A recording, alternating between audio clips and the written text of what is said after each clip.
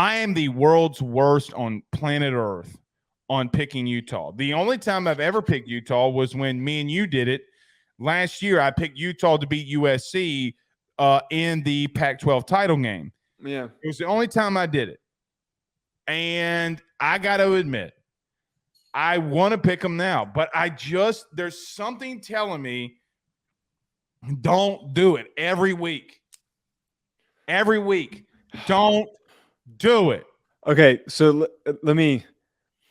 I understand what you're saying, and I get it. I had the same thought. It's weird putting faith in Utah because they just don't have an offense. Their defense is scoring their points for them right now. It's almost hilarious to go back and watch Utah play its games because it's the defense playing every down. Basically, they're the only reason why that they've won these games. And Nate Johnson's fun.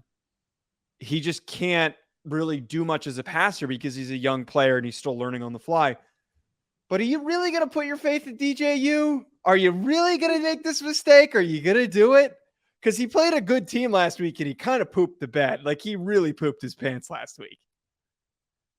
He didn't even go over 200 yards and he threw a pick. He threw one of those whoopsie daisy type picks that he used to throw where I need you to go back and watch it if you haven't seen it. I pulled up the All-22. I watched it. I pulled up the All-22 and there's just a mob of dudes. Someone comes near him and he just goes, "What?" And then it just gets caught by Washington State's defenders. I don't know who he was going to with that ball, but I can't trust him. I can't. Am I going to regret saying this? Probably. But I can't trust him. I will tell you, it makes me feel really good about my pick because every time you've done this every single week. And the quarterback that you talk about like that, they go off this week. So I got to admit, yeah, I do feel good about my pick now in Oregon State. Corvallis does it for me. Being in Corvallis, being at home. Look, I love, and I don't know why. This is why I don't like LSU going to Ole Miss. That's why I didn't like last week against Arkansas as an LSU dude. I don't like teams that have a loss and go home the next. Like if I'm Utah, Oregon State.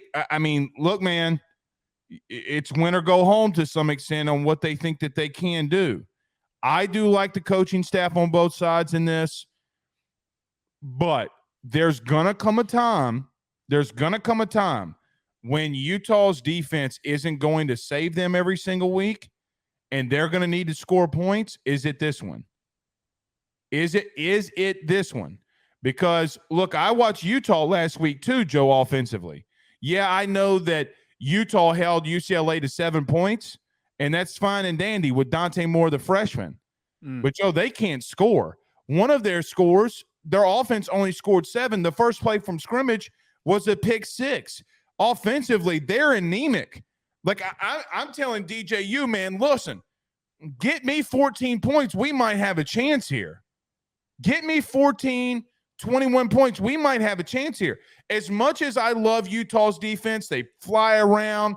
They're really – Joe, they might be the best tackling team in the country. Like, they are Utah, that – you're saying. Utah, yeah. I mean, like, if they're around you, you're going down. And an earlier round, Sugar, we're going down swinging. But good reference. I just don't know.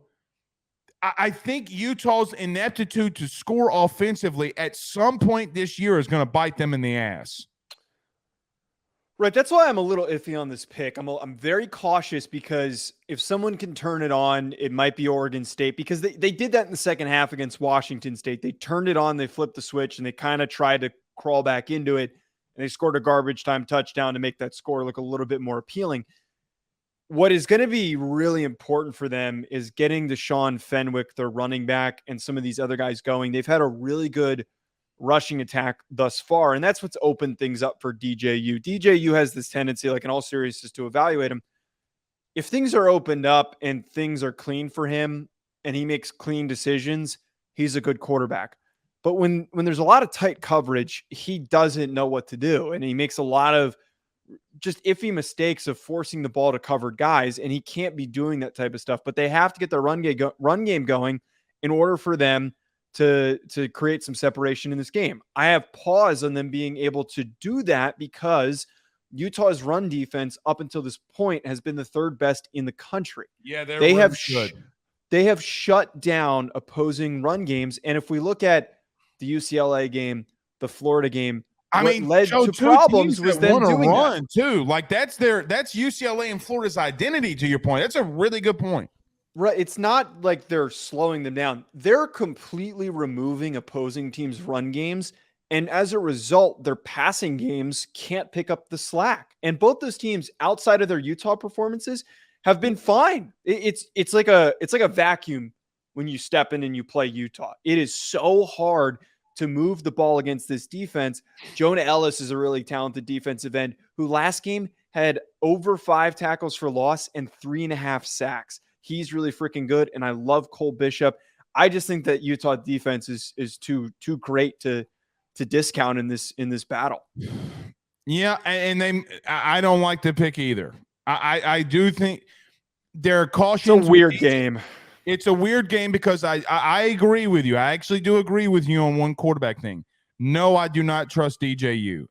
Look, I told you that about my Clemson take last year, or really in the offseason, in reference to me just telling you, hey, that's why I thought K. Klubnik would be good. And look, to the point, Joe, remember the biggest take that I had that people hated the most was that I thought that Clemson's wide receiver room wasn't as bad as people kept saying it was. Joe, did you see them against Florida State last week? Right? Like, we keep saying, oh, well, it was just Dabo. It's just Dabo. Okay, I'm with you. No, the truth is it's a mixture of both. Right? Like, it's been a mixture of both. When I saw Bo Collins climb the ladder against Fentrell Cypress, who likely will be a first-round pick, I'm like, brother, like, okay, they got some dudes. But there's going to be a week, whether it be this one or moving forward, until they get Cam Rising back, buddy, the ineptitude to score is a big deal. Right? Like, if you can't score, you're not going to win. They do not have a pulse offensively. Don't let the Florida game on primetime on a Thursday night fool you. Right? Florida was breaking in into D coordinator, new guys. That was completely not what Florida wanted to look like, and they have changed their ways. I think it's this week. I think DJU can find a way. Can this running game, can this coaching staff get him some easy throws? We'll wait and see. One thing that's interesting about this, if Utah does win, think about this a minute now. This will be potentially three then ranked opponents that they've beaten, because Florida's now ranked, right?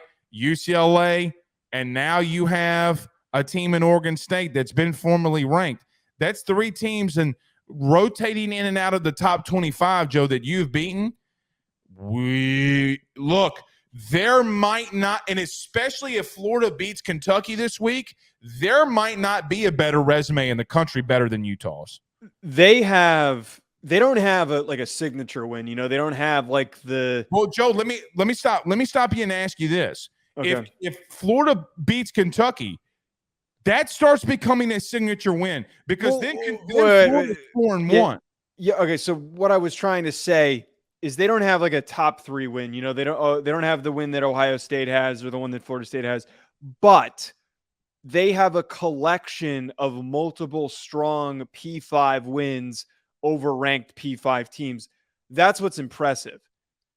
I'm really curious how this Utah team plays once Cam Rising comes back. And you know what? It's kind of stupid right now is Cam Rising's he's like a gag right now for Utah. It's like, oh, is he gonna play? Is he gonna play? Oh no, he's not gonna play.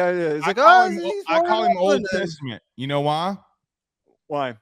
Because everybody's waiting for Utah Jesus to show up.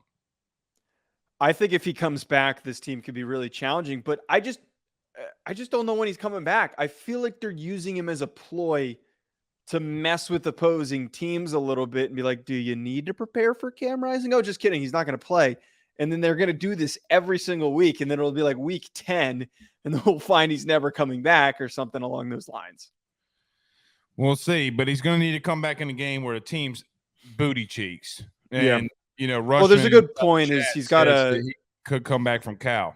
Right. They've got a bye after the Oregon State game. So I think that's probably the likelihood. Yeah, I mean, he'd have 14 days to get ready. That would be interesting.